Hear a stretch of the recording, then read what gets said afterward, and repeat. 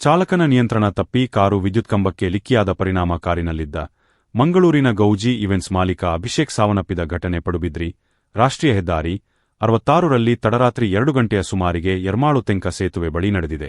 ಉಡುಪಿಯಿಂದ ಮಂಗಳೂರು ಕಡೆಗೆ ಸಾಗುತ್ತಿದ್ದ ಕಾರನ್ನು ಅವರೇ ಚಲಾಯಿಸುತ್ತಿದ್ದು, ಸಹಪ್ರಯಾಣಿಕರು ಯಾರೂ ಇರಲಿಲ್ಲ. ಹಿಂದಿನ ವಾಹನಗಳಲ್ಲಿ ಅವರ ಗೆಳೆಯರು ಇದ್ದರು ಎಂದು ತಿಳಿದುಬಂದಿದೆ. ಲಿಕ್ಕಿಯ ರಭಸಕ್ಕೆ ಕಾರು ನಜ್ಜುಗುಜ್ಜಾಗಿದೆ. ಗಾಯಗೊಂಡಿದ್ದ ಅಭಿಷೇಕ್ ಅವರನ್ನು ಸ್ಥಳೀಯರ ಸಹಕಾರದಿಂದ ಆತನ ಸ್ನೇಹಿತರು ಮುಕ್ಕದ ಖಾಸಗಿ ಆಸ್ಪತ್ರೆಗೆ ಚಿಕಿತ್ಸೆಗೆ ದಾಖಲಿಸಿದ್ದರು. ಆದರೆ ಚಿಕಿತ್ಸೆ ಫಲಕಾರಿಯಾಗದೆ ಮೃತಪಟ್ಟಿದ್ದಾರೆಂದು ತಿಳಿದುಬಂದಿದೆ. ಪಡುಬಿದ್ರಿ ಪೊಲೀಸ್ ಠಾಣೆಯಲ್ಲಿ ಪ್ರಕರಣ ದಾಖಲಾಗಿದೆ.